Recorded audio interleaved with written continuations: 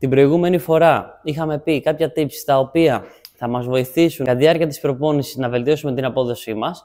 Τώρα θα πούμε κάποια tips τα οποία θα κάνουμε εκτός γυμναστηρίου και θα μας βοηθήσουν εξίσου ώστε να βελτιώσουμε την απόδοσή μας αλλά και την προπόνησή μας στο γυμναστήριο. Γέρνη ρε. Γέρνη. Τι γίνεται? Γεια σας παιδιά, Διονύσης Κουντουμάτης εδώ με ένα ακόμα βίντεο και σήμερα έχουμε προπόνηση πλάτης, ναι. Με το φίλο μου εδώ, το Σαμουράι, ήρθαμε για χαρακίρι πλάτης, Κυριακή, βεβαίως. Όπως θα έχετε καταλάβει, μετά από τόσα βίντεο που θα περισσότερα κάνουμε πλάτη, καταλαβαίνετε ότι η αγαπημένη μου προπόνηση είναι η προπόνηση πλάτης. Και τώρα, χωρίς να καθυστερούμε άλλο, όσο κάνουμε εμείς εδώ πέρα το ζέσταμα για τα Romanian Deadlift, θα πάμε στο tip νούμερο 1, το οποίο είναι ένα πάρα πολύ σημαντικό tip, παιδιά, που πολλοί από εμάς το αμελούμε και είναι πολύ σημαντικό για την απόδοσή μας. Ύπνος. Ο ύπνος, παιδιά, είναι πάρα πολύ σημαντικός. Χρειαζόμαστε τουλάχιστον 7 έως 9 ώρες ύπνο το βράδυ, ώστε να αναρρώσουμε full και να μπορέσουμε να αποδώσουμε τα μέγιστα στην προπόνησή μας. Επίσης, εκτός από την ποσότητα του ύπνου, δηλαδή 7 έως 9 ώρες, είναι πολύ σημαντικό, παιδιά, και η ποιότητα του ύπνου. Για να βελτιστοποιήσουμε τον ύπνο μας, θα πρέπει να κοιμηθούμε τις πιο σωστές ώρες. Αυτές οι σωστές ώρες δεν είναι 2, 3, 4 ώρα τα ξημερώματα. Είναι από τις 11, 12, 1 η ώρα το βράδυ θα πρέπει να έχουμε πέσει για ύπνο.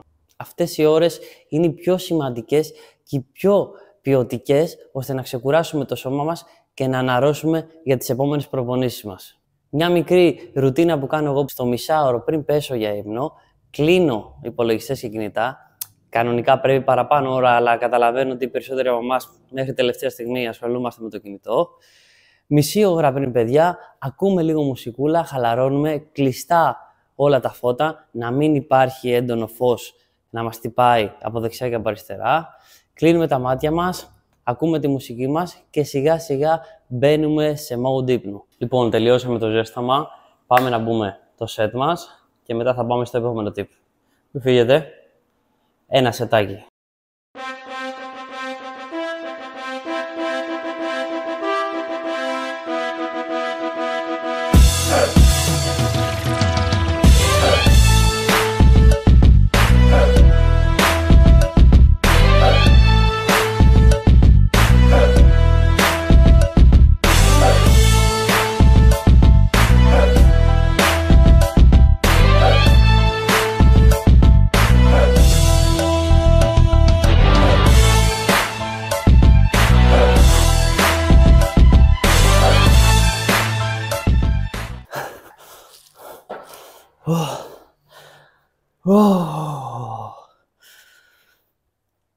Ήταν λίγο βίαιο set, παρόλα αυτά πήγε καλά.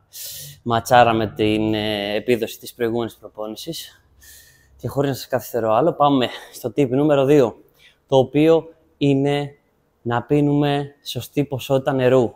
Η ενυδάτωση, παιδιά, είναι πάρα πολύ σημαντική για να μας βοηθήσει ώστε να αποδώσουμε στο γυμναστήριο. Το ιδανικό για μένα, παιδιά, είναι περίπου να έχουμε ως στόχο τα 3 λίτρα νερό την ημέρα. Έτσι θα είμαστε πάντα ενυδατωμένοι και θα μπορέσουμε να αποδίδουμε τα μέγιστα στο γυμναστήριο. Όσο πιο ενυδατωμένοι είμαστε, τόσο μεγαλύτερη δύναμη μπορούμε να δώσουμε στην προπόνησή μας. Τόσο περισσότερο μπορούμε να πιεστούμε στην προπόνησή μας. Και αυτό είναι πολύ σημαντικό. Λοιπόν, πάμε στην επόμενη ασκησούλα πλάτης. Πρωτού σας πω το επόμενο tip, θα παρακολουθήσετε τα lat pull down. Δυστυχώς πρέπει να το κάνετε αυτό. Αλλιώς tip δεν έχει. Λοιπόν, πάμε το σετάκι.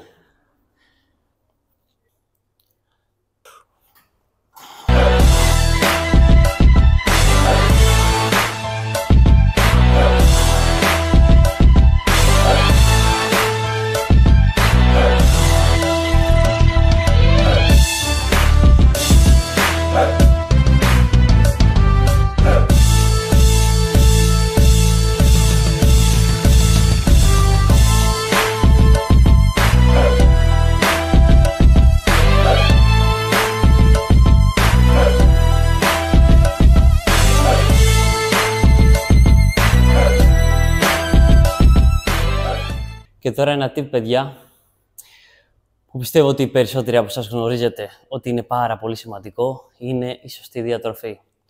Το πόσο σωστά θρεφόμαστε είναι πάρα πολύ σημαντικό για την απόδοσή μας. Αν καταναλώνουμε πολύ junk food και πάρα πολλά επεξεργασμένα φαγητά, όπως καταλαβαίνετε, δεν είναι και το καλύτερο καύσιμο ώστε να έχουμε τις καλύτερες προπονήσεις. Αν ξεκινήσετε, παιδιά, με αυτά τα βασικά πραγματάκια, σωστή πρόσληψη πρωτεϊνών, λιγότερα επεξεργασμένα φαγητά, πολλά λαχανικά, πολλά φρούτα, αλλά και καλά λιπαρά, έχετε το 90% της καλής διατροφής που θα πρέπει να έχετε εφόσον θέλετε να αποδώσετε στο γυμναστήριο. Σε τσάκωσα, παρακολουθείς το βίντεο, Για ξεκίνα, subscribe, like, καμπανάκια. Πάτα το τώρα, πάτα το. Και αφού τώρα σας έχω τακτοποιήσει ύπνο, διατροφή, νερό, ήρθε η ώρα να σας χαλαρώσω τώρα. Το tip νούμερο 4, παιδιά, είναι να προσπαθήσεις να ρυθμίσεις το στρες σου κατά τη διάρκεια της ημέρας. Το στρες, παιδιά, δημιουργεί πάρα πολλά προβλήματα και ένα από αυτά είναι το να μειώνει την απόδοσή μας στο γυμναστήριο. Όταν δεν είσαι συγκεντρωμένος, όταν έχεις πάρα πολλές σκοτούρες στο κεφάλι σου, δεν μπορείς να αποδώσεις τα μέγιστα στο γυμναστήριο. Ένας τρόπος που χρησιμοποιώ εγώ για να χαλαρώνω κατά τη διάρκεια της ημέρας μου, μόλις βρίσκω ένα μικρό χρονικό περιθώριο το οποίο είναι ελεύθερο για μένα, πηγαίνω και περπατάω. Είμαι τυχερός γιατί εδώ πολύ κοντά στο σπίτι μου υπάρχει ένας πολύ ωραίος χώρος στον οποίο μπορείς να περπατήσεις και είναι μέσα στη φύση. Οπότε χρησιμοποιώ αυτόν τον ελεύθερο χρόνο ώστε να κάνω έστω μισή ώρα, 20 λεπτά ένα περπάτημα χωρίς να ασχοληθώ με το κινητό μου και να χαλαρώσω από οτιδήποτε σκοτούρες έχω μέσα στην ημέρα μου. Αυτό με βοηθάει ώστε να αποβάλω το στρες από πάνω μου και να είμαι πιο άνετος στην προπόνησή μου και πιο παραγωγικός για το υπόλοιπο της ημέρας μου. Πάμε και την κοπηλατική μας τώρα. Αφού έχουμε διώξει, έχουμε αποβάλει όλο το στρες από το προηγούμενο tip, πάμε να δώσουμε λίγο πόνο.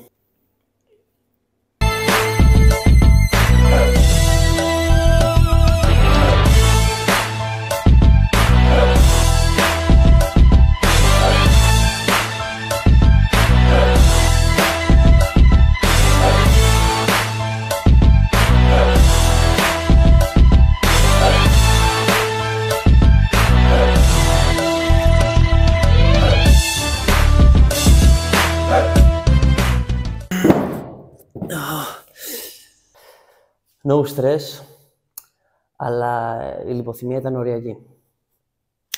Συμβαίνουν αυτά.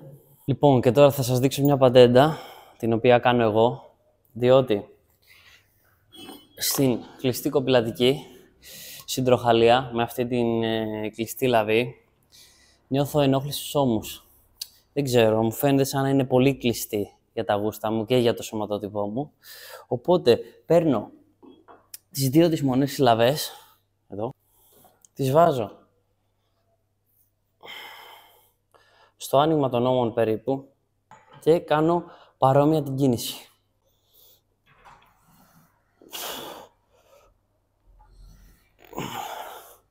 Και τώρα πάμε να δείτε το κανονικό σετ.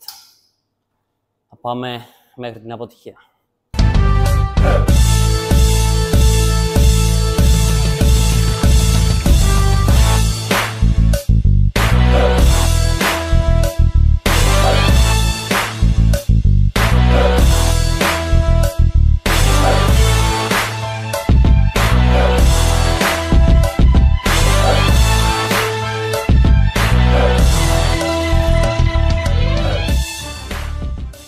Λοιπόν, παιδιά, και φτάσαμε αισίως στο τελευταίο tip, το οποίο είναι όχι καταχρήσεις σε αλκοόλ και σε τσιγάρο. Προφανές δεν είναι. Το αλκοόλ και το τσιγάρο, παιδιά, εννοείται πως θα μας μειώσουν κατά πολύ την απόδοση.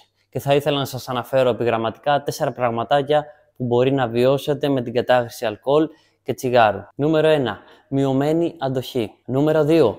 Αργή ανάρρωση από τις προπονήσεις. Νούμερο 3. Μειωμένη αντοχή του καρδιοαγγειακού μας συστήματος. Και νούμερο 4. Μειωμένη δύναμη και μυϊκή ανάπτυξη. Αυτό, παιδιά, ήταν το βίντεο. Ελπίζω να σας άρεσε. Ξεκινήστε καμπανάκια, subscribe, like, comment κτλ. Πείτε μου από κάτω σε σχόλια τι άλλο βιντεάκι θα θέλατε να δείτε. Μέχρι το επόμενο να είστε καλά και τα λέμε.